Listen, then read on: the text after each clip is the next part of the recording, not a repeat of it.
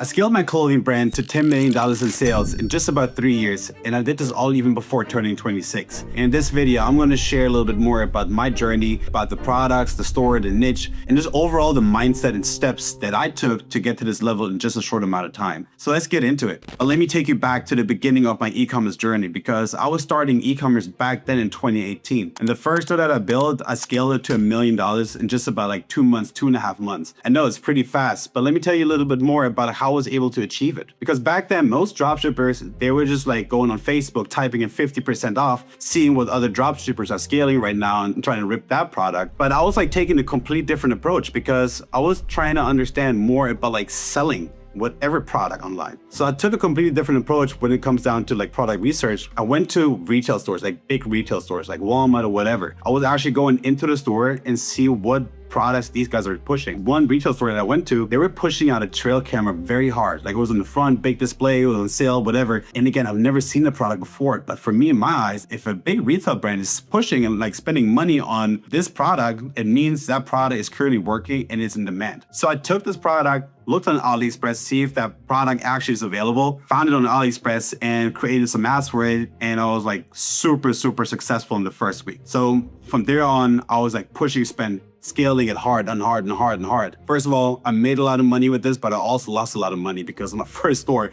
I was scaling so hard, one-man band in 2 months.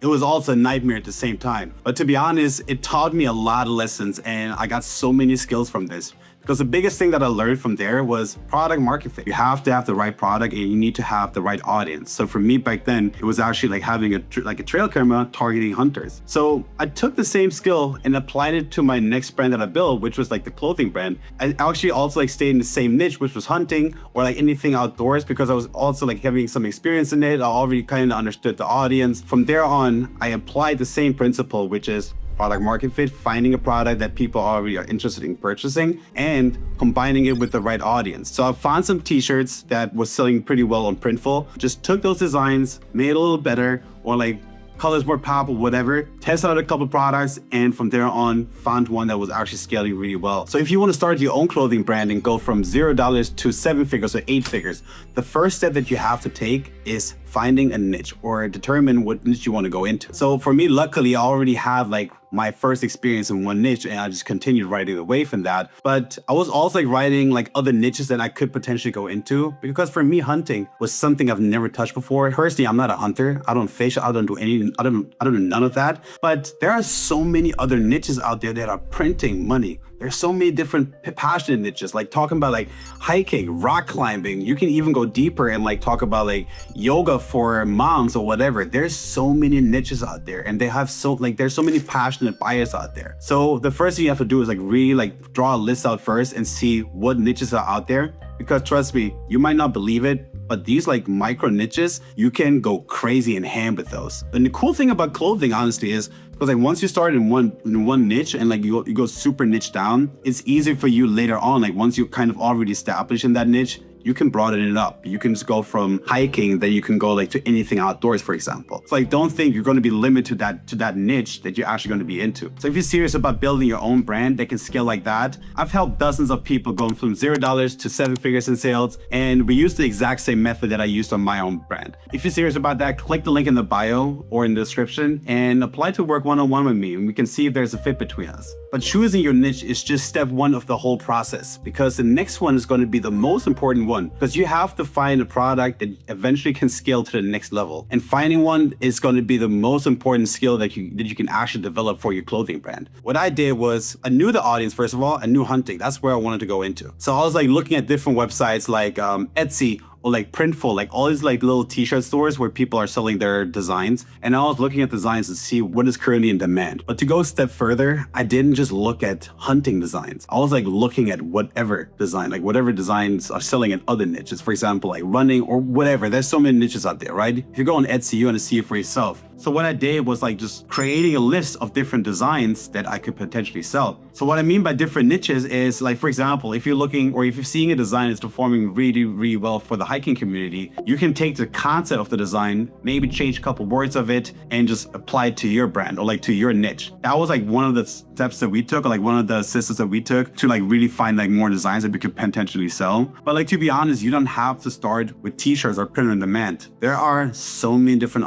other products out there. So don't be just limited to that. You can find whatever product that is currently selling right now. The most important thing is it has to be in demand, because you don't want to be the first in the market. You don't want to test out and spend like all your money on Facebook and see, hopefully that product is selling. No, you want to make a calculated decision and go into something that is already in demand. So you're just taking out all the guesswork out of that. And another thing is, please do not start your brand with just slapping your logo on a hoodie or on a t-shirt or on a hat. Nobody knows your brand yet. I've seen so many people launching their brand just by putting a logo or whatever, and they just hope it will sell. Nobody knows your brand yet. So please do not make the mistake and just like putting a logo on something. Find something that is in demand and then make money with that. Because to be honest, you're just one product away from getting your whole, like changing your whole life. So just keep that in mind whenever you're finding products. It takes one product to change your whole life. So once I had a list of products I could test, I need to be very smart with the next decision on how to test this without buying any inventory. Because the last thing I wanted to do is just buy a lot of inventory up front, sitting on some inventory that I cannot move. So luckily for us, we were like selling t-shirts and hoodies back then.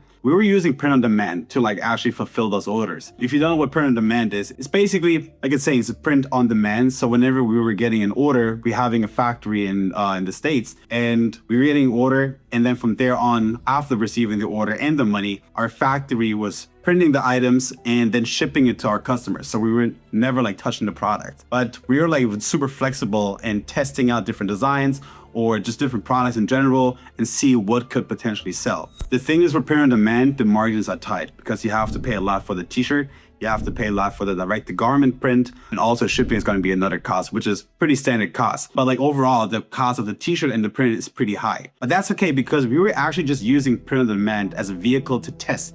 Because once we see that a product or a design is performing really well, we knew that we can like buy something in bulk, like for example, the t-shirts and the print, instead of doing like DTG, which is direct to garment, and paying like $5 for a print. Once we had the designs performing really well and we had data behind it and see that we can actually scale this, we then had the confidence to buy inventory, meaning buying t-shirts in bulk, getting it screen printed, and then from there on getting our costs reduced by half or even more, depending on how much volume you're actually doing. But print on demand is really good just to test out, even though you might gonna make a loss on a couple sales in the beginning, but knowing after you have like your cost per acquisition, you know how much you're paying to acquire a customer. If you're paying half or even more for a t-shirt, your margin is going to be better and you're going to make more profit. So like, it's very important to not buy inventory up front.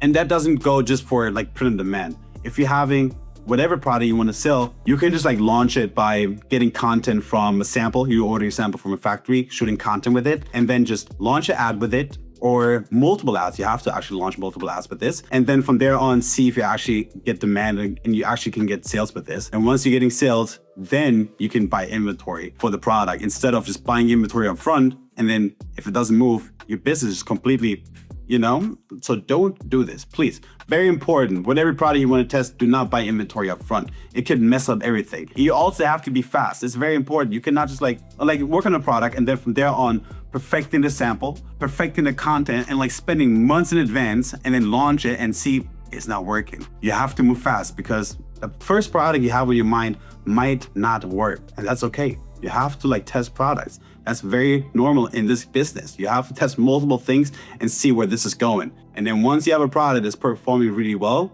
like it's profitable for you, then you can go ahead and like pull the trigger on buying inventory. So once we had a product that's performing really well for us and we were like scaling, getting more customers in, the next step obviously for us to start building a community. Because remember, you are in a passionate niche. And to be honest with you guys, you cannot overthink this step, because if you're watching, you're probably a clothing brand owner yourself, or you want to be a clothing brand owner. And I know how it is because you are getting so creative and you just try to perfect everything. You don't want to launch anything that's not perfect. The biggest lesson I can give you is just to start posting. So for us, we were in a hunting niche and we were like also selling like funny designs, some patriotic designs in that niche. And I hired a VA to find memes for us and like make them branded by putting our logo on it, and just to start posting that every day. You just want to get to habit like posting something every day. Even if it's not perfect, it doesn't matter. Just get into this habit of posting something every day. So like we started with memes and like funny videos, whatever, and just to get engagement, because people were liking it, people were like sharing it, commenting.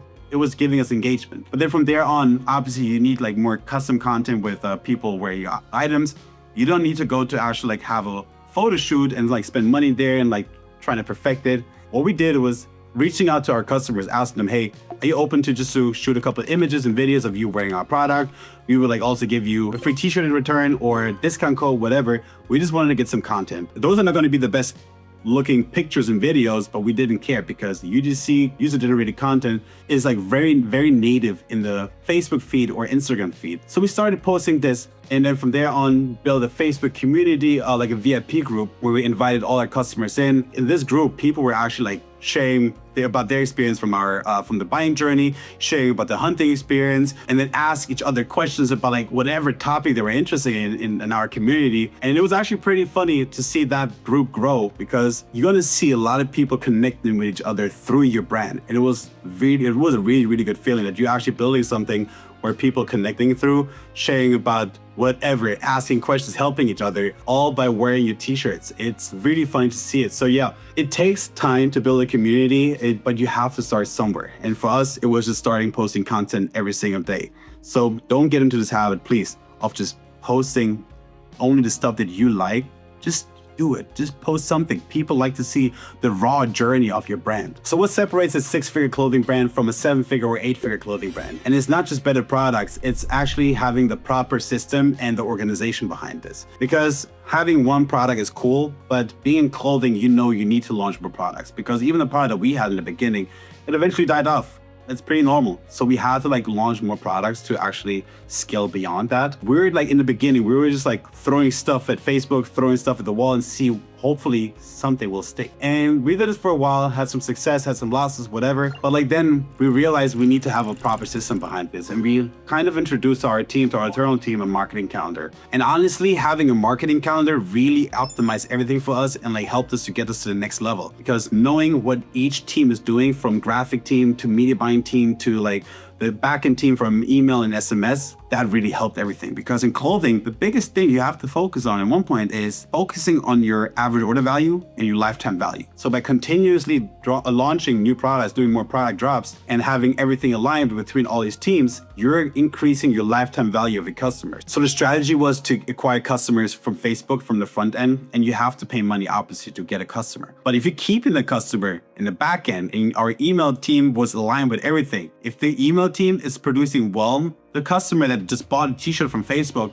they're going to buy a hoodie and other items in the back end, and you don't have to pay another dollar to keep that customer, like to sell those products to them. Because selling to the second-time buyer is always going to be cheaper than selling it to the first-time buyer. And eventually with time, you're going to get a better understanding of your audience. You're going to understand better what products to sell, what emails to write, what copy to use on whatever. There's so many things you will still like figure out as you go, but you just have to get your feet wet and then launch stuff. And then over time, you're gonna understand, okay, you're gonna like this, they're liking this, they're engaging more with that, they're buying more of this. You're just becoming a better entrepreneur, a better clothing brand owner, and you're just gonna optimize so many things as you go. So once we understood our core audience, which was hunters, and like knew what to sell to them and like really getting a pretty good understanding of this, the next step for us was to branch out. And we started selling in the States, but we wanted to like scale to other countries. So like for us, the next step obviously was to scale to Canada, launch a separate store, and did the same thing in that country. So we were getting revenue from the US store, from the Canada store. It was doing pretty well in both countries. So we did this for a while and it was working pretty well. But for us, we wanted to scale beyond, like make more revenue. Like I mentioned in the beginning, you do not have to be in just one single niche. Because for us, obviously, we started with hunters and it was performing really well. We realized that it was just mainly strong in Q3 and Q4, but like Q1 and Q2, it was not that strong. Because if you look at seasonality for hunters, it's mainly in that season. So I was like looking for ideas on what to do and like how to cover Q1 and Q2. So I came to the idea of launching similar products in a similar niche. So for us, it was actually going to fishing. So we took our bestsellers, our best-selling designs, best-selling products, and like added a little twist and spin to it to make it more for fishermen. And when we launched it, it was going really, really well again. And then we covered pretty much Q1 and Q2 and in Q3 and Q4. If you look at like most brands, like clothing brands, there are so many different brands that started really, really niche down. If you look at, for example, Louis Vuitton, right? I think they started with suitcases. That was like the core business back then. But like now you know where they're at right now. So you don't have to like just be niche down. Even like, I think North Face started with, I think it was rock climbing. Could be wrong about this. I think it started with rock climbing back then, being super niche down, but from there on branched out. You know, North Face, everybody's wearing North Face. So we did that, did hunting and fishing. And then from there on, after a while, because you already have built your brand for so long and people are really liking your products, people eventually just start buying for the brand because you already did all the steps of building a community, building your products, understanding your audience. From there on, people can then just buy it to your brand. But then from there on, we actually launched printed items with just logos on it, and it performed really well because people were buying into the brand at this point. Now you've seen the exact steps that I used to take to scale my own clothing brand to $10 million in sales, from choosing the right niche, finding products, and scaling like a madman. If you apply what I shared today, you're already ahead of 99% of clothing brand owners that are still stuck in guessing. And if you want to scale or build your own clothing brand with proven methods, click the link in the description to work one-on-one with me, and let's build something that actually lasts.